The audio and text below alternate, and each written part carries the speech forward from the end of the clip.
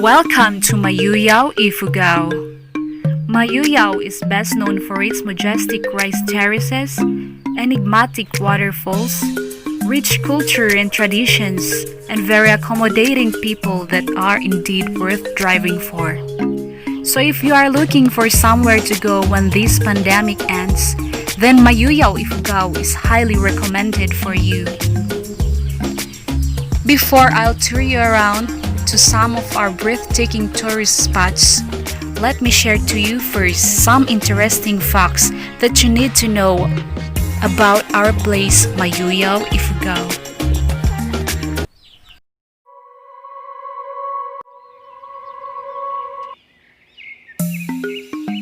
In the olden times, there was a couple named Wigan and Bugan who lived in Bawang.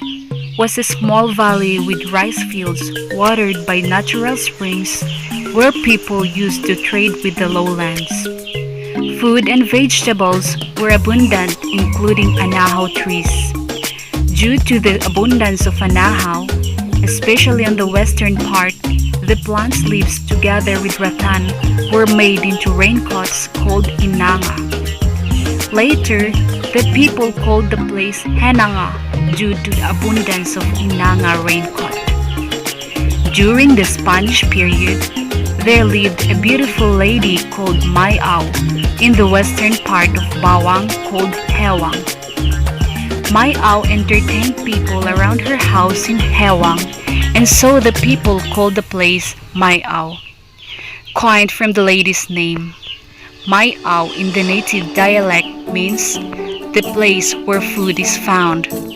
Later on, for the sake of euphony, the place was called Mayoyao.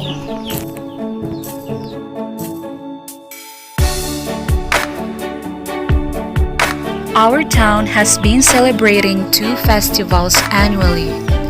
The Ifugao.about, which is celebrated during the month of April, and Lenong.about, which is celebrated during the month of August. Mayoyao celebrates Lenong.about, or Adventure for Peace Festival, every month of August to commemorate not only the end of a battle, but also to instill in the minds and hearts of the younger generation the evils of war and the lessons of history. The celebration highlights the commemorating activities at the ridge of Mount Nagjajan, where the marker was installed by the National Historical Institute, honoring and recognizing the place as a historical battle site during the World War II, and in recognition of the sacrifices made by heroes who fought to attain peace and freedom for the country. Historians say that the battle at the Mount Nagjajan, which was the last stronghold of the Japanese army in the Philippines, was the fiercest battle fought in Ifugao during World War II that began on July 13, 1945. After weeks of intense fighting, Mount Nagjajan was captured on August 8 and August 9, 1945.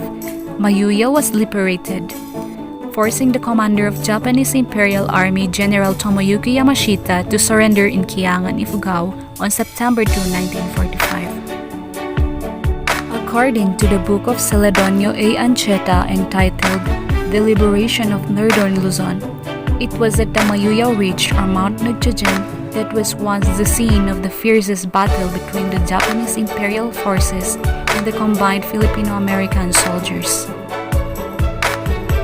The Lenong was first celebrated in 2011 after the NHI installed the historical marker at the ridge of Mount Nagjajan, and the Sagunyang Bayan at Mayoyao passed an ordinance establishing the Lenong.about.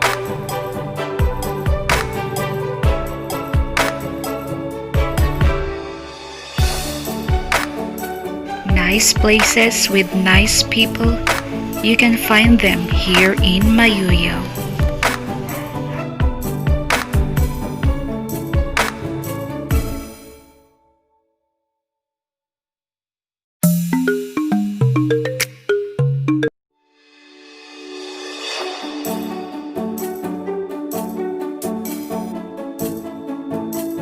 Now, I introduce you to some of our breathtaking tourist spots that you should add in your itinerary list when you visit Mayoyao Ifugao.